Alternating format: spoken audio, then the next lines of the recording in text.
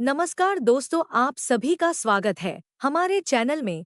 एक दिन काफी लंबे समय बाद अनु ने महक को फोन किया और बोली, महक जब तुम दिल्ली आना तो मुझसे मिलने जरूर आना। हाँ, मिलते हैं।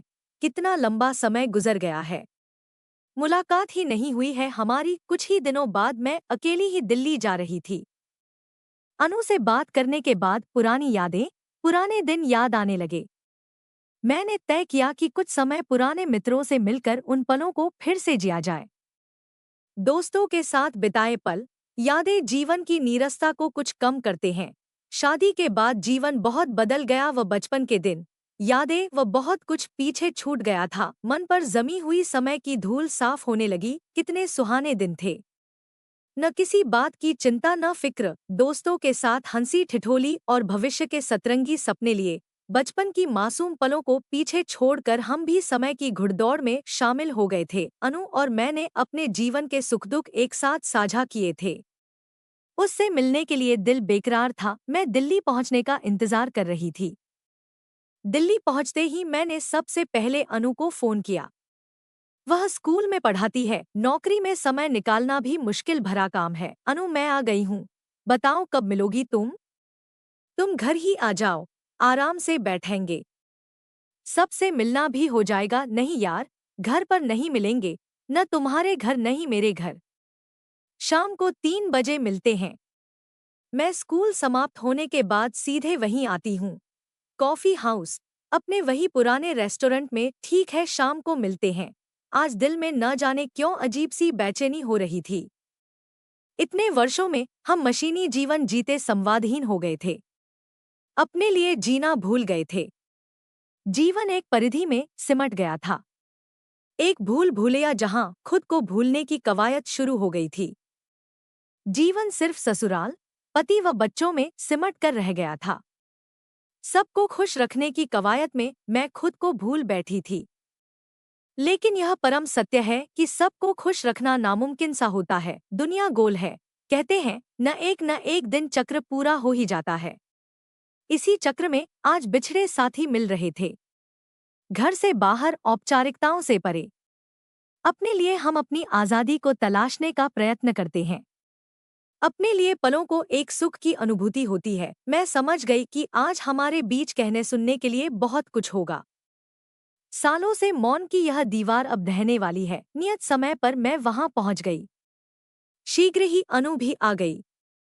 वही प्यारी सी मुस्कान, चेहरे पर गंभीरता के भाव। पर हाँ, शरीर थोड़ा सा भर गया था, लेकिन आवाज में वही खनक थी। आंखें पहले की तरह प्रश्नों को तलाशती हुई नजर आईं, जैसे पहले सपनों को तलाशती थी। समय ने अपने अनुभव की लकीरें चेहरे पर खींच दी थी। वह देखते ही गले मिली तो मौन की जमी हुई बर्फ स्वत ही पिघलने लगी। कैसी हो अनु? कितने वर्षों बाद तुम्हें देखा है। यार, तुम तो बिल्कुल भी नहीं बदली। कहाँ यार, मोटी हो गई हूँ। तुम बताओ कैसी हो? तुम्हारी जिंदगी तो मजे में गुजर रही है। तुम जीवन में कितनी सफल हो गई हो। चलो आराम से बैठते हैं। आज वर्षों बाद भी हमें संवादहीनता का एहसास नहीं हुआ। बात जैसे वहीं से शुरू हो गई जहां खत्म हुई थी। अब हम रेस्टोरेंट में अपने लिए कोना तलाश रहे थे, जहां हमारे संवादों में किसी की दखलंदाजी न हो। इंसानी फितरत होती है कि वह भीड़ में भी अपना कोना तलाश लेता है। कोना जहां आप सबसे दुबक कर बैठे हों, जैसे कि आसपास बैठी चार निगाहें भी उस अदृश्य दीवार को भेद न सकें। वैसे यह सब मन का भ्रमजाल ही है। आखिरकार हमें कोना मिल ही गया। रेस्टोरेंट के ऊपरी भाग में कोने की खाली मेज जैसे हमारा ही इंतजार कर रही थी। यह कोना दिल को सुकून दे रहा था। चाय नाश्ते का ऑर्डर देने के बाद अनु सीधे मुद्दे पर आ गई। बोली, और सुनाओ कैसी हो? जीवन में बहुत कुछ हासिल कर लिया है। आज इतना बड़ा मुकाम, पति, बच्चे सब मनमाफिक मिल गए तुम्हें। मुझे बहुत खुशी है। यह सुनते ही महक की आंखों में दर्द की लहर चुपके से आकर गुजर गई। व पलकों के कोर कुछ नम से हो गए, पर मुस्कान का बनावटीपन कायम रखने की चेष्टा में चेहरे के मिश्रित हाव भाव कुछ अनकही कहानी बयां कर रही थी। बस अनु, सब ठीक है। अपने अकेलेपन से लड़ते हुए सफर को तय कर रही हूँ। जीवन में बहुत उतार चढ़ाव देखे हैं। तुम तो खुश हो ना? नौकरी करती हो, अच्छा कमा रही हो, अपनी जिंदगी अपने हिसाब से जी रही हो, सब कुछ अपनी पसंद का मिला है और क्या सुख चाहिए। मैं तो बस यूं ही समय काटने के लिए लिखने पढ़ने लगी। मैंने बात को घुमाकर उसका हाल जानने की कोशिश करनी चाहिए। मैं भी बढ़िया हूँ, जीवन कट रहा है। मैं पहले भी अकेली थी, आज भी अकेली हूँ। हम साथ जरूर हैं पर कितनी अलग राहें हैं। जैसे नदी के दो किनारे, यथार्थ की पथरीली जमीन बहुत कठोर है पर जीना पड़ता है, इसलिए मैंने खुद को काम में डूबो दिया है। क्या हुआ, ऐसे क्यों बोल रही हो? तुम दोनों के बीच कुछ हुआ है क्या? नहीं यार, पूरा जीवन बीत जाए तो भी हम एक दूसरे को समझ नहीं सकेंगे। कितने वैचारिक मतभेद हैं। शादी का चार्म, प्रेम पता नहीं कहाँ एक साल ही खत्म हो गया। अब पछतावा होता है। सच है, इंसान प्यार में अंधा हो जाता है। हाँ सही कहा, सब एक ही नाव पर सवार होते हैं पर परिवार के लिए जीना पड़ता है। हाँ तुम्हारी बात सही है, पर यह समझौते अंतहीन होते हैं जिन्हें निभाने में जिंदगी का ही अंत हो जाता है। तुम्हें तो शायद कुदरत से यह सब मिला है पर मैंने तो अपने पैरों पर खुद कुल्हाड़ी मारी है। प्रेम विवाह जो किया है। सब ने मना किया था कि यह शादी मत करो, पर आज समझ में आया कि मेरा फैसला गलत था। यार, विनय का व्यवहार समझ से परे है। रिश्ता टूटने की कगार पर है। उसके पास मेरे लिए समय ही नहीं है, या फिर वह देना नहीं चाहता। याद नहीं कब दो पल सुकून से बैठे हों। हर बात में अलगाव वाली स्थिति होती है। सबको मनचाहा जीवन साथी नहीं मिलता। जिंदगी उतनी आसान नहीं होती जितना हम सोचते हैं। सुख अपरिभाषित है, रिश्ते निभाना इतना भी आसान नहीं है। हर रिश्ता आपसे समय व त्याग मांगता है। पति के लिए जैसे पत्नी उनकी संपत्ति होती है जिस पर जितनी चाहे मर्जी चला लो। हम पहले माता पिता की मर्जी से जीते थे, अब पति की मर्जी से जीते हैं। शादी समझौते का दूसरा नाम ही है। हाँ कभी कभी मुझे भी गुस्सा आता है तो माँ से शिकायत कर देती हूँ, पर अब मैंने स्थिति को स्वीकार करना सीख लिया है। अब दुख नहीं होता। तुम भी हौसला रखो, सब ठीक हो जाएगा। नहीं महक, अब उम्मीद बाकी नहीं है। शादी करो तो मुश्किल, न करो तो भी मुश्किल। सबको शादी ही अंतिम पड़ाव क्यों लगता है? मैंने भी समझौता कर लिया है कि रोने धोने से समस्या हल नहीं होगी। तुम्हारे पास तो कला का हुनर है, उसे और निखारो। अपने शौक पूरे करो। एक ही बिंदु पर खड़ी रहोगी तो घुटन होने लगेगी। एक बात बताओ कि एक आदमी किसी के सुख का पैमाना कैसे हो सकता है? अरेंज्ड मैरिज में पग-पग पर असहमति होती है। यहाँ हर रिश्ता आग की दहलीज पर खड़ा होता है।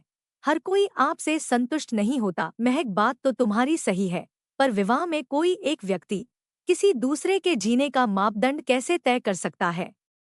समय बदल गया है, कानून में भी दंड का प्रावधान है।